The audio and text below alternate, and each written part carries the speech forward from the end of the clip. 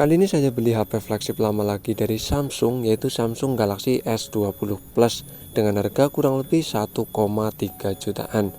Menurut kalian apakah murah? Tentu ada minusnya ya dengan harga segitu.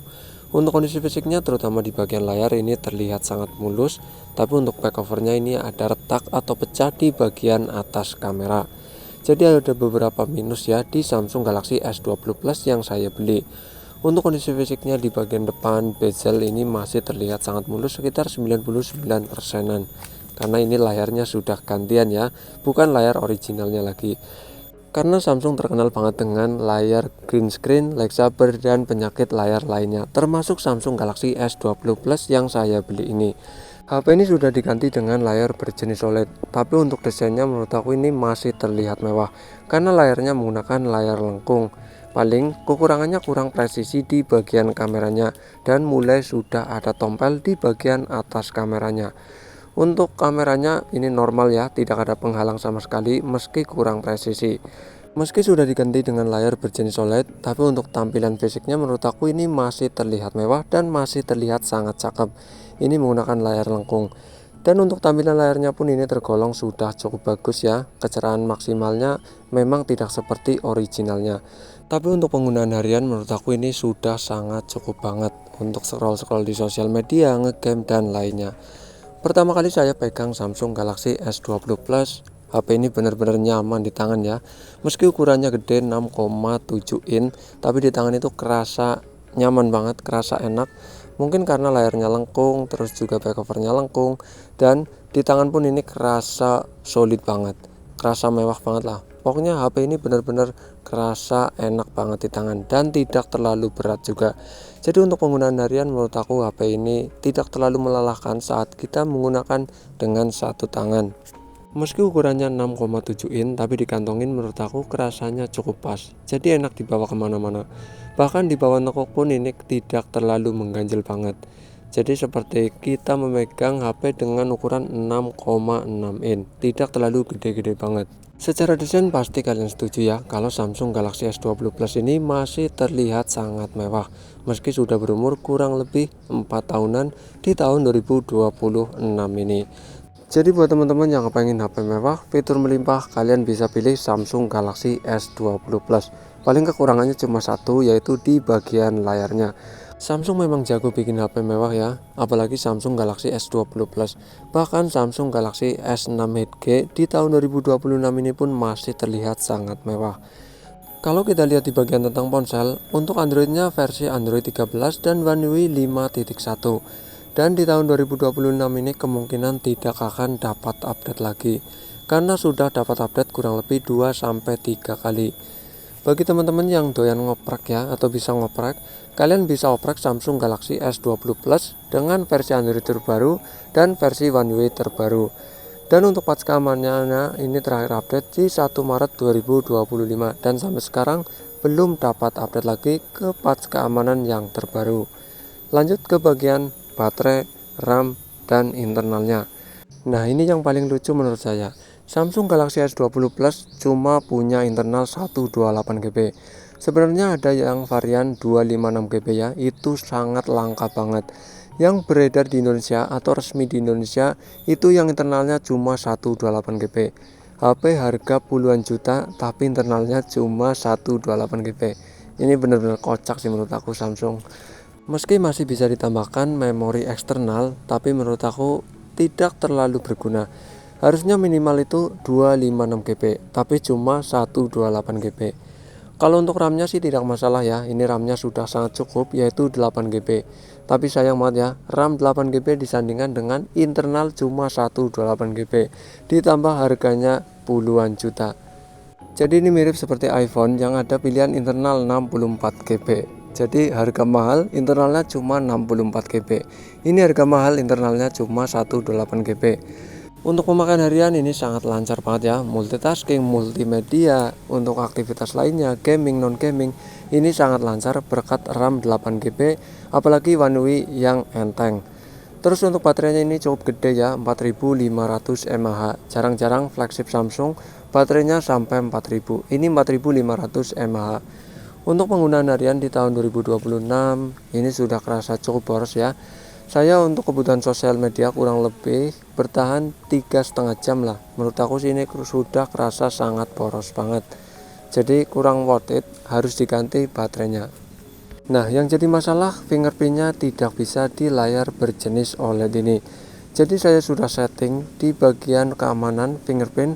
Ternyata fingerprintnya tidak bisa ya, cuma mentok kurang lebih 25%-an dan tidak bisa diteruskan kembali. Padahal ini layarnya berjenis OLED dan sensornya sudah in-display fingerprint. Mungkin karena fingerprintnya error atau mungkin karena butuh kalibrasi lagi, jadi fingerprintnya tidak bisa digunakan di Samsung Galaxy S20 Plus ini. Saya sudah coba bersihkan jarinya, handphonenya, tapi ternyata tidak bisa juga. Saya juga melihat beberapa review ya, fingerprintnya bisa, tapi di Samsung Galaxy S20 Plus ini tidak bisa fingerprintnya. Jadi mungkin kekurangannya seperti itu ya, ada fingerprintnya yang bisa dan ada fingerprint yang tidak bisa. Dan untuk fast unlocknya ini tidak ada masalah ya, tidak ada kendala sama sekali, fast unlocknya lancar. Jadi paling untuk keamanannya menggunakan fast unlock maupun PIN, tidak bisa menggunakan fingerprint. Masih di seputar layar Samsung Galaxy S20 Plus ya. Untuk penggunaan harian saya rasa tampilannya cukup bagus, cukup oke, tidak seperti layar OLED lainnya. Tampilannya menurut aku tergolong sudah sangat bagus lah dengan layar berjenis OLED ini. Dan untuk refresh rate-nya sudah mendukung 120 Hz ya. Di sini ada dua pilihan, 60 Hz maupun 120 Hz dan bisa dikunci di 120 Hz. Dan untuk scroll-scroll di sosial media saya rasa ini cukup lancar ya. Tidak seperti 60 Hz, mungkin seperti 90 Hz, tidak 120 Hz dan tergolong sudah sangat bagus menurutku. Harga layarnya kurang lebih 1 jutaan lah. Menurut aku ini sudah sangat bagus banget dengan layar berjenis OLED, layar lengkung, dan kalian bisa pilih resolusinya HD+, Full HD+, QHD+. Ini seperti originalnya ya. Tapi mungkin sebenarnya cuma mentok di HD+ ya. Cuma ini softwarenya yang mendukung QHD+, jadi ada pilihan QHD+. Untuk fitur-fiturnya sudah sangat lengkap banget ya. HP ini juga sudah mendukung eSIM. Jadi buat teman-teman yang menggunakan eSIM di Samsung Galaxy S20 Plus ini bisa digunakan eSIM-nya.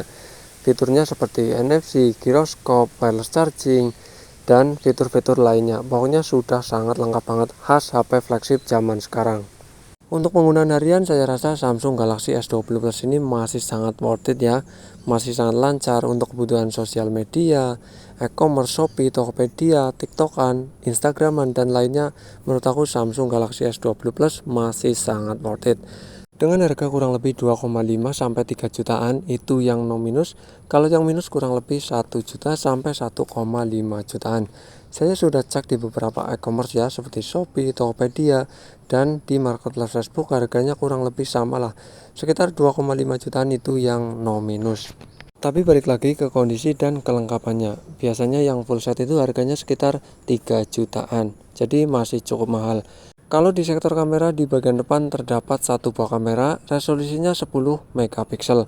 Kalau kita lihat di bagian belakang ini ada 4 buah kamera, 12 megapiksel, 64 megapiksel, 12 megapiksel, dan 0,3 megapiksel. Untuk kebutuhan foto maupun video, Samsung Galaxy S20 Plus saya rasa masih cukup bisa diandalkan ya. Tapi memang kameranya bukan yang terbaik dan hasilnya cenderung ke biasa saja menurutku, tapi ini masih sangat bisa diandalkan.